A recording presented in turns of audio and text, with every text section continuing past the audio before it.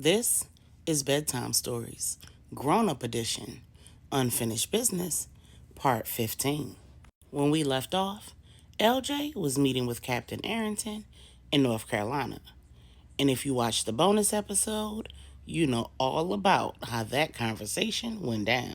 In Dallas, Q gave Angela the reassurance that we've all needed at one time or another, and she used it to let Veronica know that she's not the one or the two. Q is settling in well in Angela's guest house, and on Wednesday night, she decided to host a family dinner at the main house.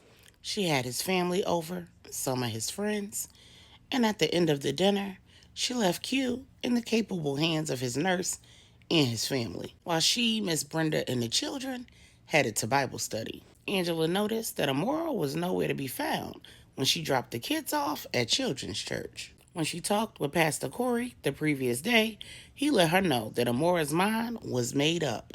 She would not be continuing with the group. She didn't want to have any additional conversations with Angela, and she even threatened to sue the church if the information in her file ever got out. Angela asked Pastor Corey if he'd read Amora's file, and he said that he hadn't, but Amora had shared some of her life story with him.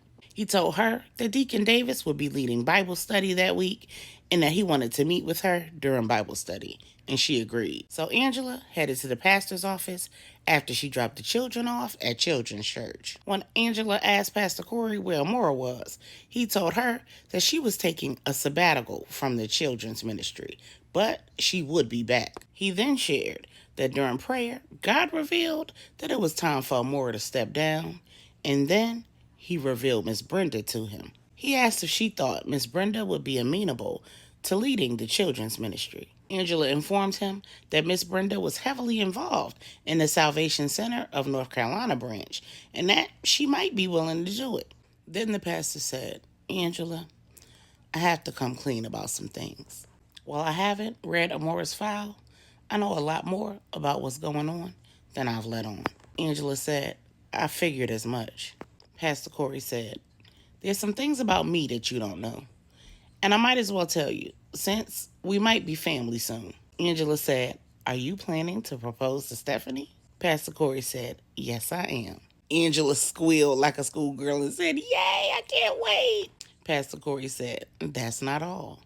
She already knows this because I helped her when you were missing in Denver. But I think it's time that you know too. I'm not just a pastor. I'm a federal agent. I accepted the post here as pastor because it's my calling, but I was already being assigned to the Dallas area by the agency. Now, I can't tell you everything, but this situation with Amora and Captain Arrington is a lot bigger than what's in that file. It's deeper than even she realizes. That's why I was sent here. She is my assignment, spiritually and professionally." Angela just stared in shock. Then she asked, "Does LJ know that?" The pastor said, "Of course he does. LJ's the one who put the pieces of the puzzle together. As a matter of fact, the FBI is begging that man to join the agency. The brother is good. And by your reaction, he's definitely trustworthy because the fact that he hasn't told you is amazing." Now, of course, I knew of your friendship with LJ when I offered you this position, but I had no idea that you were at all connected to Q. Had I known, I may not have involved you. My hope was that with you leading the women's group, you'd be able to help Amora do the right thing. Now, I haven't read her file because I can't use anything that's confidential in this investigation. But I do need to know, is there anything in there about illegal activity? Angela looked at Pastor Corey and nodded her head. He said, "I thought so. I'm going to do everything I can to get her to reconsider participating in the group because I really need her to be the one to come forward. Otherwise, she's going down, and her son is going to be without his mother." But there's also another reason why I'm telling you all of this. Angela, I need you to be careful, very careful. While you can't tell anyone what you know from the file, you have an obligation to keep yourself and the people that you love safe, while ultimately It's God's responsibility to keep us all safe from hurt, harm, and danger. He still expects us to use discernment in all things. Do you own a gun? And do you know how to use it? Meanwhile, at Amora's house, someone's ringing the doorbell. When she goes to the door and opens it, she's surprised to see LJ standing on her front porch. She says, "What are you doing here, LJ? And how do you know where I live?" LJ said, "Cut it out, man. You gonna let me in?" Amora asked, "Do I have a choice?" LJ says, "Of course you do. I could turn around and leave and you'll never know what I know." Amora looked over her shoulder and turned back around and said, "Can we just meet someplace else at a more convenient time?"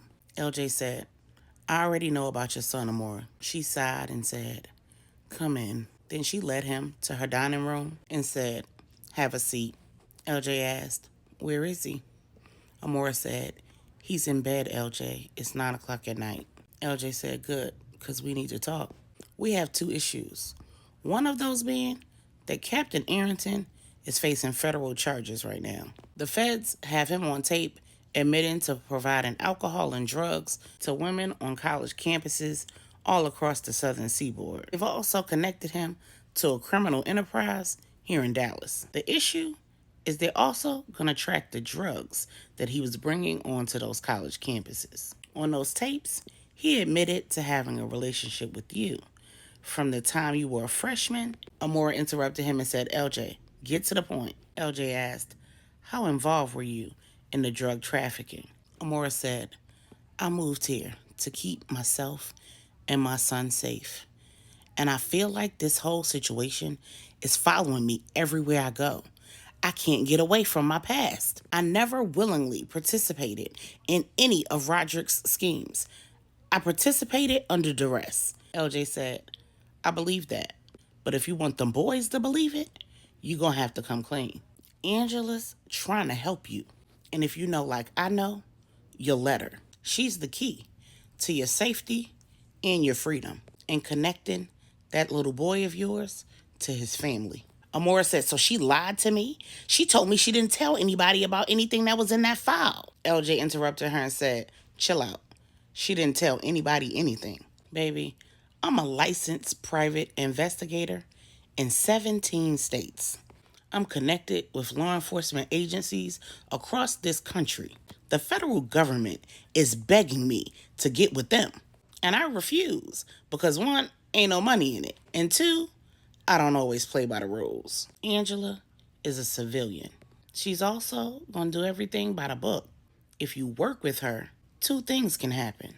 You can get free and tell your truth. As a result, you'll avoid prison time and you'll keep you and your son safe. Now, you can play that however you want to. Everything done in the dark will always come to the light. But now, we need to talk about your son. You're walking around with a St. James carbon copy. I know that you had Donovan take a DNA test. You wouldn't tell my wife the truth, but you're going to tell me.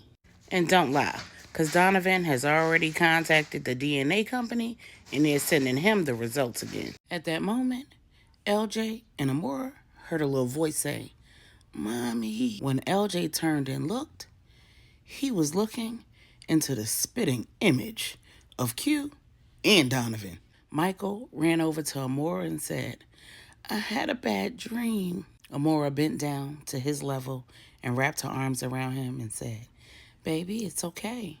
What did I tell you to do when you have bad dreams?" Michael said, "You told me to pray them away, but I need help." Then he looked over and said, "Who are you?" LJ looked at Amora, and Amora said, "This is your Uncle LJ." Michael said, "I don't have any uncles." Amora said, "He's your daddy's brother." Michael looked at LJ and said, "Are you going to take me to meet my daddy?" LJ was thinking in his head, "Sure, kid, as soon as I find out who the hell that is." But instead he said, "Sure, little man. If I can, I'll introduce you to him this weekend." Amora walked Michael back into his bedroom, and a few minutes later, she came back to the kitchen. LJ looked at her and said, "Your daddy's brother?" Then Amora began to explain. "Q and I have been together for so many years. that I didn't want to wait after we got married to start a family. But of course, Q being Q, he wanted to wait until he got to the new department and he had time on the new job after he inserted himself in that girl Danielle's business and got himself fired. What was your whole issue with Danielle? And tell me the truth, because I talked to Roderick. Amora said, LJ, I've told you the truth. Roderick told me that Q was sleeping with all of those women. I don't know why you don't believe me. LJ said, then you're going to have to go back a lot further than a few months before the wedding.